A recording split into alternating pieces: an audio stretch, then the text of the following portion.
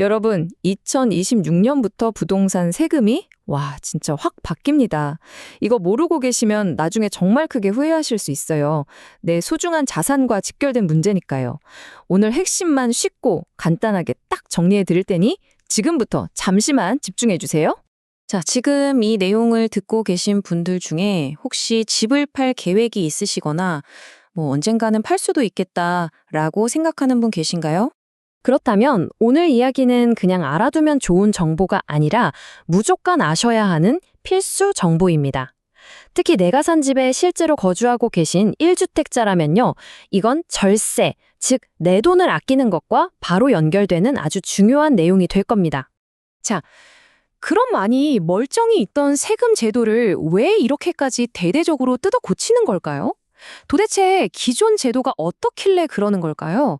그 문제점부터 알아야 앞으로 우리가 어떻게 대처할지 감이 오겠죠? 문제가 크게 두 가지였어요. 첫 번째는 세금 혜택이 너무 좋다 보니까 집 가진 사람들이 집을 팔 이유가 없는 거예요. 그냥 쥐고만 있는 거죠. 그러니까 시장에 집이 안 나와서 집값이 불안해지는 매물 잠김 현상이 심각했고요. 두 번째는 더 황당합니다. 세금 구조가 너무 비합리적이라서 수십억짜리 아파트를 가진 자산가가 평범한 월급쟁이보다 세금을 덜 내는 정말 말도 안 되는 상황까지 벌어졌다는 겁니다. 그래서 정부가 칼을 빼들었습니다. 앞으로 부동산 세금 정책은 이 한 문장으로 모든 게 설명될 겁니다. 아주 명확하고 강력한 새로운 원칙을 내세웠죠. 바로 이겁니다. 보유는 어렵게, 거래는 쉽게.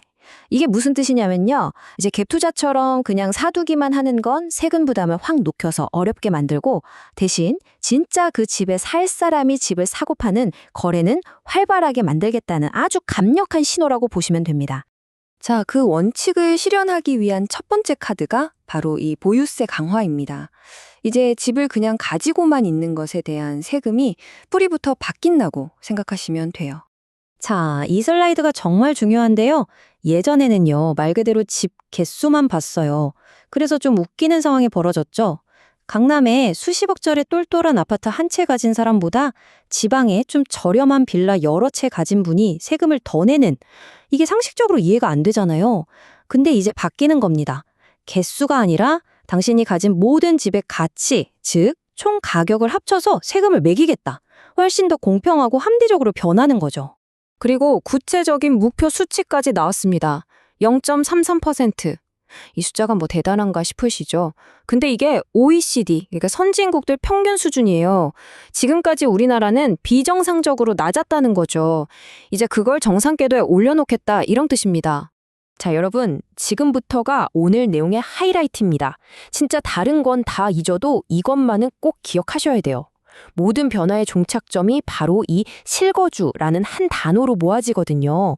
특히 집을 팔 때 내는 양도소득세를 어마어마하게 깎아주는 장기보유특별공제라는 혜택의 주인이 완전히 바뀝니다.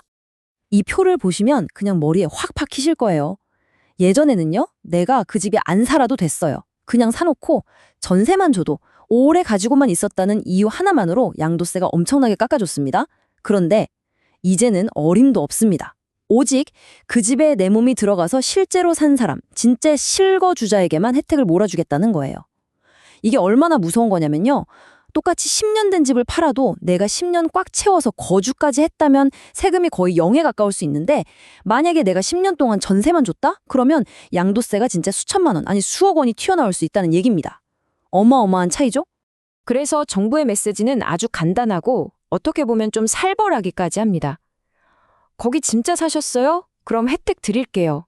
아니라고요? 그럼 국물도 없습니다. 딱 이겁니다. 이 질문 하나에 수억 원이 왔다 갔다 하는 시대가 오는 겁니다. 자, 그럼 이제 머리가 좀 복잡해지시죠? 아이고, 그럼 나 집 팔려면 이제 뭘 해야 돼? 걱정 마세요. 지금부터 여러분이 뭘 챙겨야 하는지 아주 실용적인 3단계 절세 체크리스트를 딱 정리해 드릴게요. 딱 이 세 가지만 기억하세요. 첫째, 내가 1세대 1주택 비과세 요건에 해당하는지 다시 한번 꼼꼼하게 따져보셔야 합니다. 이게 최고의 절세 카드니까요. 둘째, 이거 진짜 중요해졌죠. 예전처럼 등기 친 날부터 계산하는 보유기간만 보면 안 돼요.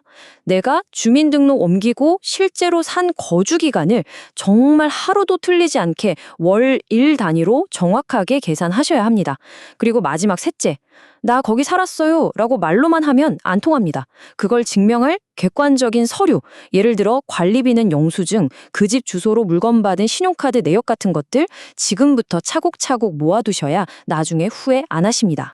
결국 이번 세금 개편이 우리에게 던지는 메시지는 명확합니다. 이제 그냥 사두면 오르겠지 하는 시대, 부동산을 재테크 수단으로만 보고 큰돈을 벌던 시대는 저물고 있다는 거죠. 대신 그 집이 정말 삶의 터전인 사람들, 진짜 실거주자들을 국가가 확실하게 보호하고 혜택을 주겠다, 이런 방향으로 가고 있는 겁니다. 자, 오늘 제 설명을 들으시고 이제 스스로에게 한번 질문을 던져보실 차례입니다. 내 집의 보유기간은 얼마나 되지? 그리고 더 중요한 나의 실거주기간은? 과연 나는 이 새로운 규칙에 맞춰 모든 준비가 되어 있는가? 여러분의 소중한 자산 미리미리 준비해서 똑똑하게 지키시길 바랍니다.